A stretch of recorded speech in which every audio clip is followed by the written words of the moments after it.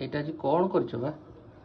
এটা ଖଡା ରାଇ ବାପା ଖାଇବେ ଖାଇବେ ବୋଲି କୋଉ ଦିନଠୁ କହିଲେଣି ଯେ ଏଇଟା ବେସର ପଡ଼ିଛି? ହଁ ଖଡା ରାଇ ଖଡା ଆଉ ପଣସ ମଞ୍ଜି ଆଉ ପରିବା କଖାରୁ ଟିକେ ଆଳୁ ଟିକେ ଆଉ ସାରୁ ବେସର ପଡିକି ହେଇଛି ଆଉ ଏଟା ଯୋଉ ପଣସ ମଞ୍ଜି ଯୋଗୁ ଏଇଟା ଦେଖାଯାଉଛି ତା ରଙ୍ଗଟା ଭଲ ତ ଦେଖାଯାଉଛି? ଭଲ ଦେଖାଯାଉଛି ଟିକେ ମାଟିଆ ଦେଖାଯାଉଛି ଆଉ ହଉ ତାହେଲେ ଆଜି ଆଉ କ'ଣ ରୋଷେଇ କରିଛ? ଆଜି ଶନିବାର ସ୍ପେଶିଆଲ କ'ଣ ରୋଷେଇ କରିଛ?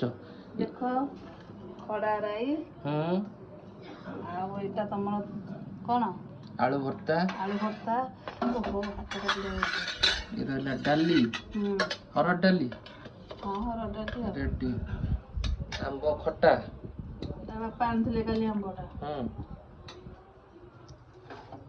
କଲରା ଆଳୁ ଭଜା ରେଡି ରେଡି ସେଟା ପୁଣି କ'ଣ? ସେଟା ବୋଉଙ୍କର ପିତା ଶାଗ। ଆରେ ଇଏ ତ ପିତା ପୁଣି ଇଏ ବି ପିତା। ବୋଉ କହିଲେ ଏ କଲରା ହେଣ୍ଡି ବାଜିଲେ ମୁଁ ଖାଇବିନି ତାଙ୍କର କଡା ଦରକାର ଏଇଟା ଜୁକଜୁକିଆ ଦରକାର ନାହିଁ। ଆଚ୍ଛା ଆଚ୍ଛା ସେ ଖାଇବା ପିତା ଶାଗ। ତାହେଲେ ଏତିକି ରୋଷେଇ ଆଜି? ଆଉ ଏଠି ଆହୁରି ପୁଣି ତଳେ ରଖିଛ?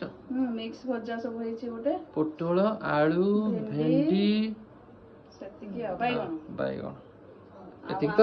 ସାଲାଡ ଆଉ ଗୋଟେ କ'ଣ ସେଠି ଗିନାଟେ ଦେଖାଯାଉଛି? ନା ଏଟା କାଲି ଯୋଉ ଭଜା ହେଇଥିଲା ଛୁଇଁ ଭଜା ଅଛି ଯେ ଠିକ ଅଛି।